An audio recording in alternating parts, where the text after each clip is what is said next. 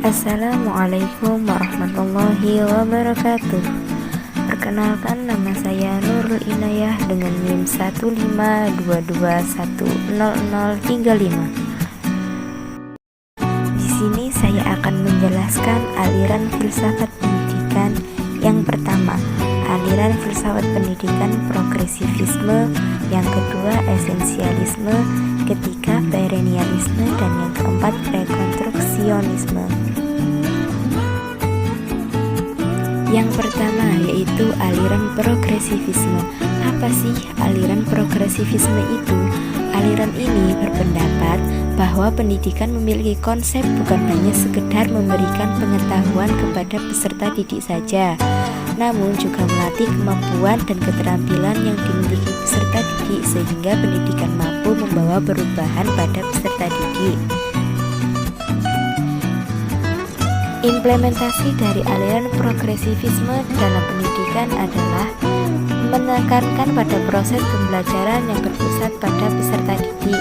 Peserta didik diberikan kebebasan berpikir serta mengembangkan bakat dan keterampilannya, seperti berupa penyediaan lingkungan dan fasilitas proses belajar secara bebas pada setiap anak untuk mengembangkan bakat dan minatnya, atau dengan istilah lain model bebas aktif. Selanjutnya yaitu aliran esensialisme. Esensialisme mempunyai pandangan bahwa pendidikan sebagai pemelihara kebudayaan. Aliran ini ingin kembali kepada kebudayaan lama, warisan sejarah yang telah membuktikan kebaikan-kebaikan bagi kehidupan manusia. Ada beberapa implementasi dalam aliran esensialisme dalam pendidikan, yaitu pendidikan berpusat pada guru atau disebut juga dengan teacher center. Jadi, guru merupakan peran utama dalam memberikan pembelajaran dalam dunia pendidikan. Metode utama adalah latihan mental, misalnya melalui diskusi dan pemberian tugas serta penguasaan pengetahuan, misalnya melalui penyampaian informasi dan membaca. Jadi dalam metode ini siswa memang benar-benar belajar tanpa harus main-main.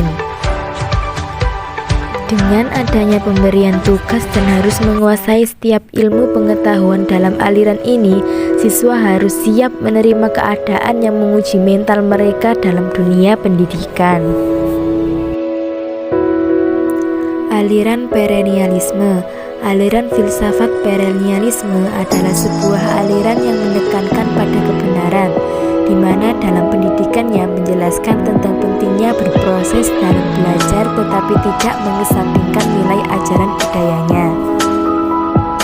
Implementasi perennialisme dalam pendidikan adalah membaca dan diskusi, yaitu membaca dan mendiskusikan karya-karya yang termasuk dalam rangka mendisiplinkan pikiran. Guru berperan bukan sebagai perantara antara dunia dan jiwa anak, melainkan guru juga sebagai murid yang mengalami proses belajar. Yang terakhir adalah aliran rekonstruksionisme. Dalam konteks filsafat pendidikan Islam, aliran rekonstruksionisme merupakan suatu aliran yang berusaha merombak tata susunan lama dengan membangun tata susunan hidup kebudayaan yang lebih modern. Implementasi aliran rekonstruksionisme dalam pendidikan adalah bahwa pendidikan dapat memunculkan kesadaran para subjek didik untuk senantiasa memperhatikan persoalan sosial, ekonomi, dan politik, dan menjelaskan kepada mereka bahwa memecahkan masalah ke semua program itu hanya melalui keterampilan memecahkan problem.